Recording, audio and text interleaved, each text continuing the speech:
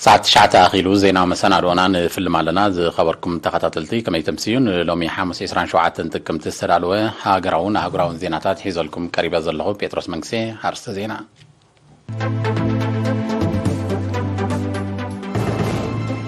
أب قاشباركا وفرق كتابة منشروع أف ماهتن معوات مدلوات يقبر الله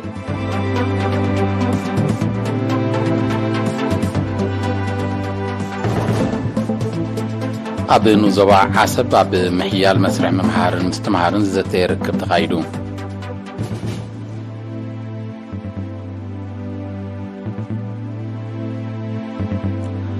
تمهارو بيت مرتاح رشان تكنيكن حاجاز تودادار النتم كبرهم الزغاخر قريبو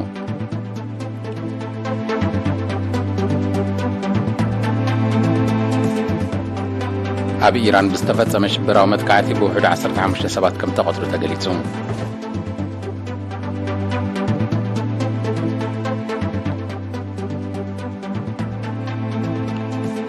كتباو قلولاو كلماو نوتن مكتان زكاير الزعري بدهوك فترة لكم زخل تحبيرو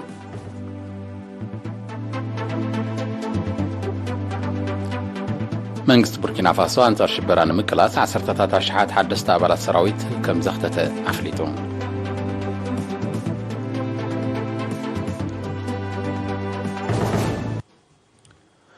منشر أف ماهتن بدرجة عالم رابعي بدرجة أفريقيا دما كالاي قتال منشر مخانو تصبت عنا يحبرو زحمام زياب هاجرنا ناوسخي مت بمهلاو منستر عنا نمكل خالو بهاجر درجة بكل تشعات كساب 14 عامت نزلوا هذا نستيو نمختاب عبين ناي كتابة وفرية بقصالو نازن معواد دما بزواجاش باركا زد المدلوات يتصاففالو وكريرنا مانير تسفاي بملكع تصاب نزدالو تحستو شام تولده كاروباين أب زواجاش باركا بدرجة هاجر كاب 21 كساب 25 حدار نزكاد وفري كتابة منشرو أف مهتن معوات شنفر منستر عنا تزوبا مسنا يسرح مشارخ تتوهايدو قدم مدلوات يتصف كم زلو حابيروم أب تشنفر حلافي أهادو تعنا كومن سدرابيتن أتو محمد سعيد نردين أب كتماتات تسني بارونتنا قردتن مسام حضرتن الزوباتاتن كالوتنا يسرح مشارختن أب زقبر ركب اتخطابت كل التجزي زوهاب مخانو بمتكاس اتي كالاي وفري دحر شدش تورحي كم زكايد قريتم بزوبا درجة أب شدش تميتن 25 نقطات أستات 7 تنشح دك عنستيوك ختبا تثبيت كم زقبرون أبريهم زي وحس صوتا وركبك أن تنقيمة تحلالفين ايتي حمام مخانو دحري ملكفت دما كاب 15 كساب 10 عامت ناب منشرو كمعبل كم زغير زحبر أتو محمد سعيد اتزوهاب كتابة 95 ميتاويت نايم كل خال عقمي كم زمعبل أرديوم منشرو أف مهتن أب عالم رابعي أو أفريقيا خا كالايك أتالي عينة منشرو مخانو تقيسو دما بعالم درجة عمتاوي بتحمام كاب زلكفا 520 تنشح بوحدو اتن 5 ميتاويت كم زموتا بمقلاص نتوفري كتابة نمعوات تساتفو حبرة السبك عزز أزخاخيرم أب شنفر منستر عنا زواجاش باركا حلافي أهدو غوسغاسن حبريتان أتو سلطان حاغوس بوغانو أب هاجرنا زاقيت 10 عينتات كتابة بسرع بمتتاو موتن سنكلنان كسعبو صنحو حمامات كمزطفو بمقلاص قصر قديات حمام منشرو أف مهتن أب هاجرنا يوسخ سلازلو متتاو نايت كتابة أقداسن واناون كمزخونا حابيروم وانا دايركتر كفلي محبرة أقول زواجاش باركا أتو فرانكو كوبابا بوغدو شايفنا كتابة سلاوهو تساتفو تكالات عنا هزبن أكالات منقستن صبو قاس كم زمزقبة بمتكاس نتوت ينزلو فري بملقات نمتكبار ممحدار تزوبال علم التحبار كم زقبر الرقاقيسوم أب موداتا حلافي شنفر منستر عنا زواجاش باركا دكتور حيالوم كيدانم متتاو نايت كتابة أبدك أنستيون تسنحس كفتا كقنطط لعل تخلو خمزلو بمبرا نتوفر معوات بدرجة نصبا زوقما كوميتيتات غوسغاسات ككايدان متحبارن كحيلان تصويعهم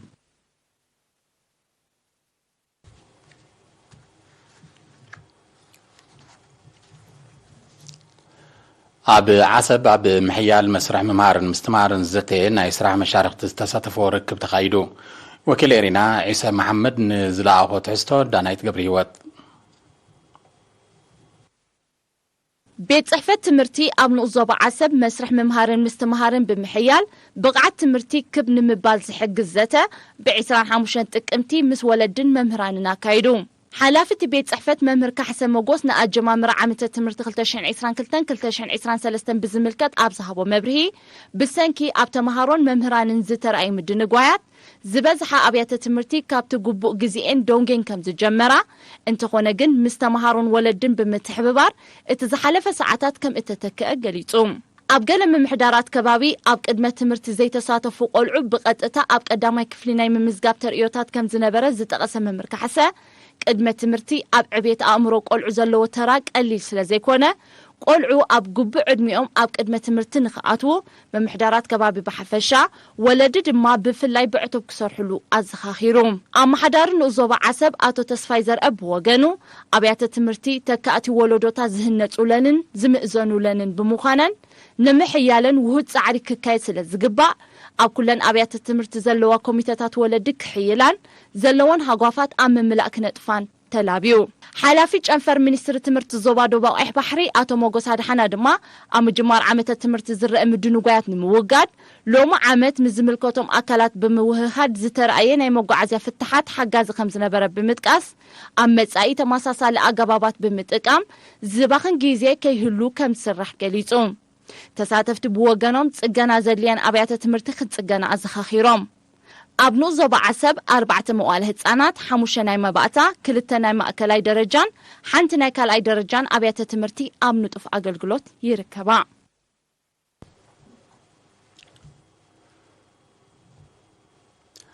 تمارو بيت تمرت حرشان تكنيك نحجز نزلهم تصقاتات تتقيمهم ተወዳዳርነቶም ኣበሪኾም ብሩህ መጻእዮም ከውሕሱ ኣብ ጨንፈር ሃማመተ ዞባ ዓንሰባ ሓላፊ ክፍሊ ፖለቲካን ውዳብን ኣቶ ኣኑር ሁመድ ኣዘኻኺሩ ብ25 ጥቅምቲ ንተምሃሮን ወከልቲ መምህራንን ኣብ ዝገበሮ ሰሚናር ኣቶ ኣኑር ዘለናይ መድረኽ ዘመን ቴክኖሎጂ ብምዃኑ ተምሃሮ ብግቡእ ክረብሑሉን ዝስዕቦም ወለዶ ኣርኣያ ክኾኑን ፀዊዑ እቲ ሰሚናር ኣብ ኣገዳስነት ትምህርቲ ኣብ ህንፀት ሃገርን ሕብረተሰብን ምዕቃብ ክብርታት መንስያትን ዓውለማን ምብራኽ ንቕሓት ተምሃሮ ኣብ ታሪኽን ባህላዊ ውርሻን ስነ ኣእምራዊ ኪናትን ሳዕቢናትን ምውሓስን ምርግጋፅን ብሩህ መጻኢ መንስያት ከምኡን ምሕያል ውዳበታትን ካልእን ዘተኮረ እዩ ተምሃሮ ብግቡእ ስነ ምግባር ተኸስኪሶም ባህሎምን መንነቶምን ብምዕቃብ ታሪኽ ብዝግባእ ናብ ወለዶታት ከሰጋግሩ ረዚን ሓላፍነት ከም ዘለዎም ዝሓበረ ኣቶ ኣኑር ብፍላይ ተምሃሮ ቤት ትምህርቲ ሕርሻን ቴክኒክን ሓጋዝ ግብራውን ክልሲ ሓሳባውን ምርምራቶም ክብምባል እቶታውነት ሕርሻ ንምድንፋዕ ክፅዕሩ ኣተሓሳሲቡ ተምሃሮ ብወገኖም ንኣገዳስነት ናይቲ ሰሚናር ብምጥቃስ ኣብ ከባቢኦም ንዘሎ ጸጋታት ትምህርቲ ብግቡእ ተጠቒሞም ኣብቲ ዝድለ ደረጃ ክበጽሑ ኣበርቲዖም ከም ዝሰርሑ ኣረጋጊጾም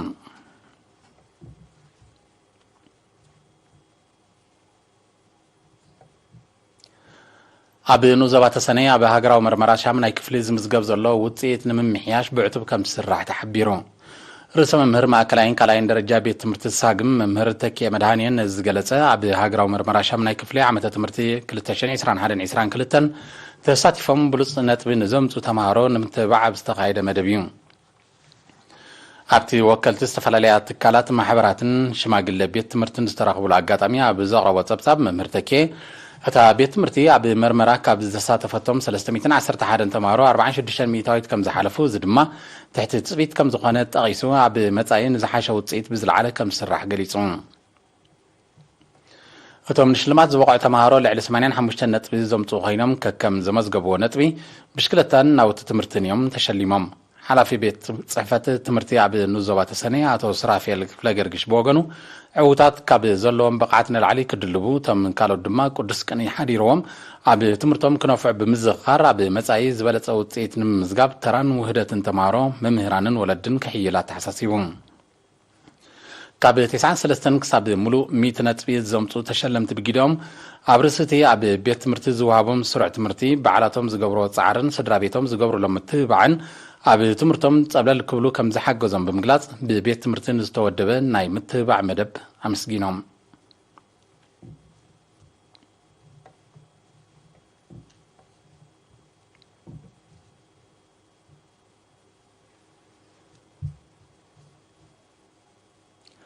ኣብ ኑዘባ ቁርደት መንስያት ውዳብ እዮም ሓይሎም ኣበርክቶም ኣብ መደባት ጥሙር መኸተ ከብ ንምባል ብዕቱብ ይስራሕ ከም ዘሎ ተገሊጹ ንሰላሰል ዘሎ ንጥፈታት ኣመልኪቱ ሓላፊ ሃማመተ ኣብቲ ኑዘባ መንእሰይ ሜሮን ገብሪ ህይወት ነይሪና ብዛሃቦ ሓበሬታ መንእሰያት በብዝነጥፍሉ ዓውዲ ተወዲቦም ኣብ ከባቢኦም እወታዊ ጽልዋ ንኽፈጥሩ ዝሕግዞም ስልጠናታትን ኣስተምህሮታትን ከም ዝውደብ ብምጥቃስ ንውህደት ኣካላት መንግስቲ ኣብ ጉዳይ መንስያት ሞጊሱ ሞያው ስልጠናታት ዑደት ናብ ታሪኻውን ልምዓታውን ቦታታት ማእተታዊ ንጥፈታት ምውራስ ተመክሮ ስልጠና ምሕደራን መሪሕነትን ባህላውን ስፖርታውን ንጥፈታት እዋናዊ ሴሚናራትን ጎስጓሳትን ገለ ካብቶም ናብ መንስያት ዝቐንዑ መደባት ምዃኖም ዝጠቐሰ መንእሰይ ሜሮን ኣብ ንቕሓትን ተሳትፎን መንስያት ልዑል ኣስተዋጽኦ ከም ዘለዎ ረዲዩ መንእሰይ ሜሮን ኣብ መወዳእታ ዘጊት ዝተዓመ ስራሕ ኣተባብዐ ምዃኑ ብምጥቃስ ኣብ ጉዳይ መንስያት ምውሃድ ኣካላት መንግስትን ሕብረተሰብን ክዓዝዝ ኣተሓሳሲቡ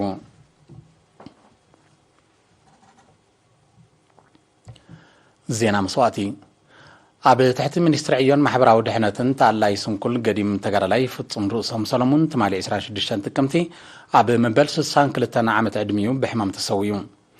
ኣብ 1974 ኣብ መሳርሒ ህዝባዊ ሓይልታት ሓርነት ኤርትራ ዝተሰለፈ ተጋዳላይ ፍጹም ርእሶም ቅድሚ ናጽነት ኣብ ተዋጋእ ሰራዊት ንህዝቡን ሃገሩን ብተወፋይነት ዘገልገለ ኮይኑ ድሕሪ ናጽነት ብዘጋጠሙ ስንክልና ኣብ ትሕቲ ሚኒስትሪ ዕዮን ማሕበራዊ ድሕነትን ክእለዝ ጸንሐ ሓርበኛ እዩ ገዲም ተጋዳላይ ፍጹም ርእሶም በዓል ሓዳርን ኣቦ 5 ውሉዳትን እዩ ስነ ስርዓት ቀብሩ ድማ ሎሚ 27 ጥቅምቲ ሰዓት 4 ድሕሪ ቀትሪ ኣብ መካነ መቃብር ሓርበኛታት ኣስመራ ተፈጺሙ ሚኒስትሪ ዕዮን ማሕበራዊ ድሕነትን ብመስዋእቲ ገዲም ተጋዳላይ ፍጹም ርእሶም ሰሎሙን ተሰምዖ መሪር ሓዘን እናገለጸ ንስድራ ቤቱ ፈተንቱን መቃልስቱን ጽንዓት ይምነ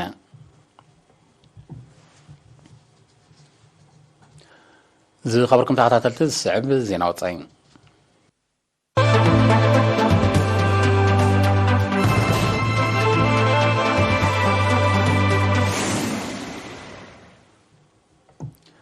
تمالي 26 ጥቅምቲ ኣብ ኢራን ብዝተፈጸመ ሽበራዊ መጥቃዕቲ ብውሕድ 15 ሰባት ከም ተቐትሉ ማዕከና ዜናታት ሃገር ኣቃሊሕን በቲ ኣብ ከተማ ሽራዝ ኣብ ዝርከብ ሃይማኖታዊ ቦታ ዝተፈጸመ መጥቃዕቲ ዓሰርተታት ከም ዝቆሰሉ ዝገልጸ ሓበሬታ ሽበራዊ ዕጡቕ ጉጅለ ዳዕሽ ሓላፍነት ከም ዝወሰደሉ ኣረዲዩ ነቲ መጥቃዕቲ ዝኾነነ ፕሬዚደንት ኢብራሂም ራኢሲ ኣብ ልዕሊ ፈጸምቱ ከቢድ ናይ መልሰ ግብሪ ስጉምቲ ከም ዝውሰድ ሓቢሩሎ እዚ ሓድሽ መጥቃዕቲ ብቅትረት ኢራናዊት መንእሰይ ዝተበገሰ ህዝባዊ ናዕብን ጸጥታዊ ዕግርግርን መሪሱ ከጋዶ ከም ዝኽእል ናይ ቀረባት ዓዘብቲ ይምቱ ሃገራት ምዕራብ ነቲ ጉዳይ መሊሰን የጓህሮ ምህላወኒ መንግስቲ ኢራን ክወቅስ ጸኒሑ ኣብ መንጎ ኢራንን ሃገራት ምዕራብን ዝተፈጥረ ምትፍናን እናኸረረ ይመጽእ ከም ዘሎ ጸብጸባት ይጠቕሱ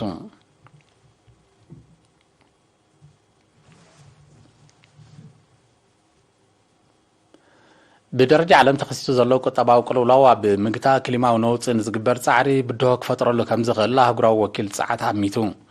إتى هجرا وكيل بمجلسي بكتابة زبل تجاه هجرات كي ترفع حدا جا كتابة وزحتاله عن صلاليون بمهل لو كلمة ومن مزبال نمبدها زجبر وفري كم تزيد لك السالت كم زيك العرديون بزد ما صعبينات كلمة ونوت يا بزمت عمتات مريسوك وسخ كم زغل توكيل جمتاته يولان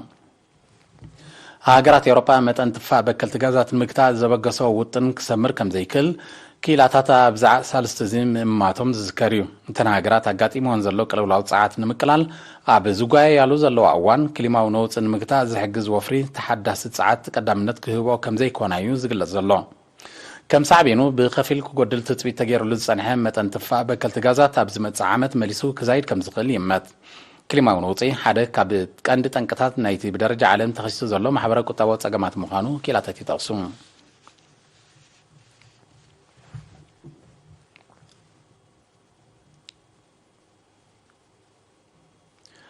وتادروا منجستي بركينا فاسو أنصار الشبران من كلاس 10 أشعة حدثت أبلات السراويت كم زخت تحفليتو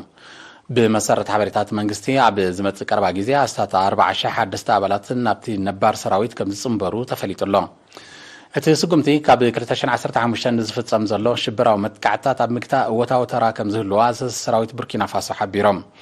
أب هاجرات زوا معرب أفريقيا بحفشة مالين بوركينا فاسو عندما بفلاي زفت زم شبراو ترياتات إنه الصغي مت كم زلو زتقصص أبطابات أب تزواج جبر زلو قدما وتادرا ومتتتاو نتي كستت مريسية قادرو خم زلو يردون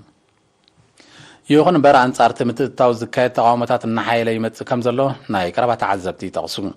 عبد مالي توافيرو السنة بفرنسا زمراح عقاب سلام حيلي بتزاز منكستي مالي كم زوات أزفلت كوينو عبد بوركينا فاسون نتي وفرز القوم سلفتاتي كايد كم زلو تصابصابات يعبرون روسيا تمالي 26 ጥቅምቲ ፈተነ ኒውክሌራዊ ኣጽዋር ዘጠቃልል ወተሃደራዊ ልምምድ ኣካይዳ ነቲ ካብ ኣርክቲክ ውቅያኖስ ናብ ምብራቃዊ ወሰናስን ባሕሪ ሩስያ ዝተካየደ ናይ ባሊስቲካውን ክሩዝን ሚሳይላት ልምምድ ፕሬዚደንት ቭላድሚር ፑቲን ብቐጥታ ከም ተዓዘቦ መንግስቲ ሩስያ ሓቢሩ ብመሰረት ኣብ መንጎ ሩስያን ኣሜሪካን ዝተበጽሐ ስምዕ ምቁጽጻር ዓነውቲ ኣጽዋር እቲ ወተሃደራዊ ልምምድ ንኣሜሪካ ብምፍላጥ ከም ተካየደ እዩ መንግስቲ ሩስያ ገሊጹ ዘሎ ሚኒስተር ምክልኻል ሩስያ ሰርጌይ ሸይጉ ኣብ ዝሃቦ መግለጺ እቲ ልምምድ ከጋጥም ንዝኽእል ኒውክሌራዊ መጥቃዕትታት ንምምካት ንዘሎ ድልውነት ንምርጋጽ ዝዓለመ ምዃኑ ሓቢሩ ሩስያ 1185 ኣህጉር ሰገር ባሊስቲካዊ ሚሳይላት 800 ካብ ሳብማሪን ዝውንጨፍ ባሊስቲካዊ ሚሳይላት ከምኡውን 580 ካብ ነፈርቲ ዝውንጨፍ ኒውክሌራዊ ኣጽዋር ከም ትውንን ወተሃደራውያን ጸብጸባት የነጽሩ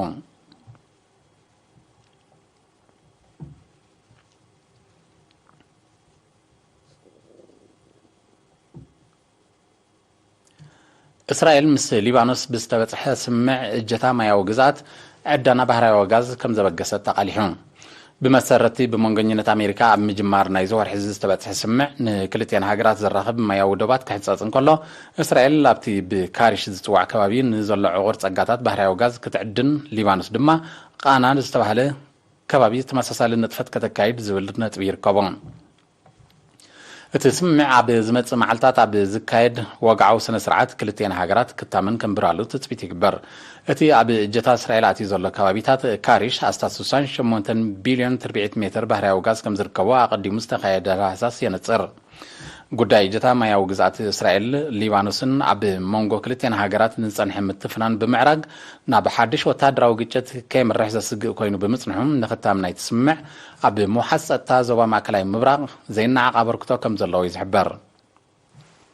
ሰደድ ባህራዊ ጋዝ ብከቢድ በዓሉታት ተጸሊዩ ንዘሎ ቆጠባ ሊባኖስ ኣብ ምሕዋይ እጃሙ ክጻወት ከም ዝኽእል እውን ምስቲ ጉዳይ ቅርበት ዘሎም ተንተንቲ ክገልጹ ጸኒሖም ኣለዉ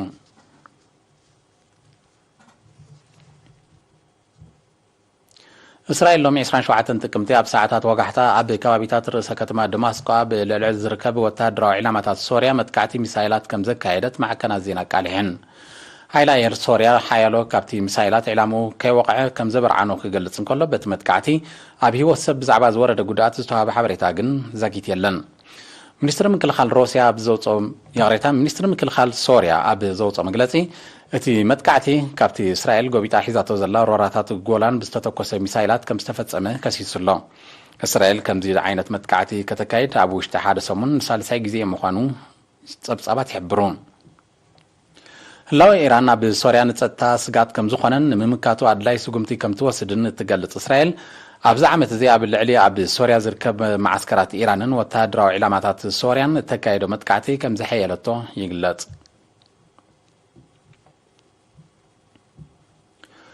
ኣብ ከተማ ካይሮን ከባቢያን ግብጺ ንተኸታታሊ መዓልታት ዝወቕዐ ብርቱዕ ዝናብ ብዘሰዓቦ ሓደጋታት ዕለቕለቕ ንዋታውን ኣከባቢያውን ዕንወት ወሪዱ ትማሊ 26 ጥቅምቲ ጎደናታት ከተማ ካይሮ ብማይ ብምዕለቕላቑ ማሕበራዊ ቁጠባዊ ንጥፈታት ተሰናኺሉ ከም ዝወዓለ እውን ተገሊጹ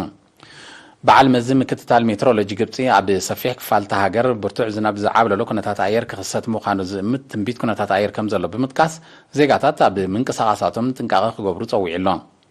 ኣብ ኣህጉር ኣፍሪካ ክሊማዊ ነውፂ ዝጠንቁ ሓደጋታት እናዛየደ ምምጽኡ ዝሕብሩ ጸብጻባት ኣብ ሪፓብሊክ ደቡብ ሱዳን ጫድ ካሜሩንን ናይጄርያን ዝተኸስተ ሓደጋታት ዕለቕለቕን ዘውረዶ ዕንወትን መርኣያ ናይዚ ከም ዝኾነ የረዱ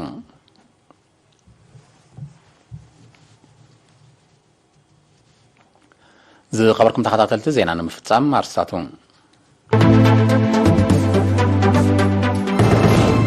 ኣብ ዞባ ጋሽ ባርካ ወፍሪ ክታበት መንሽሮ ኣፍ ማህፀን ንምዕዋት ምድለዋት ይግበር ኣሎ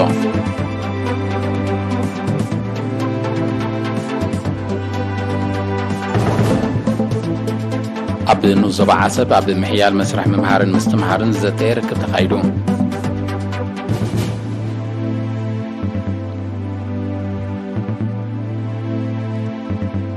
ተማሃሮ ቤት ትምህርቲ ሕርሻን ቴክኒክን ሓጋዝ ተወዳዳርነቶም ከበርቑ መዘኻኸር ቀሪቡ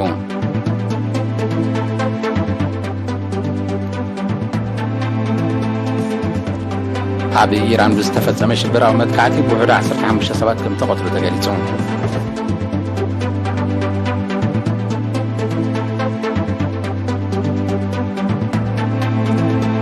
ቁጠባዊ ቅልውላው ክሊማዊ ነውጥን ምግታን ዝካየድ ፃዕሪ ብድሆ ክፈጥረሉ ከም ዝኽእል ተሓቢሩ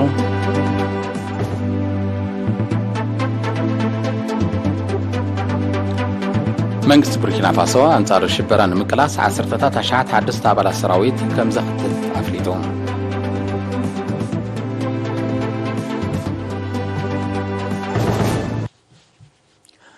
ዝኸበርኩም ተኸታተልቲ ዜና ተፈጺሙ ምስ ተረፍ መደባትና ሰላም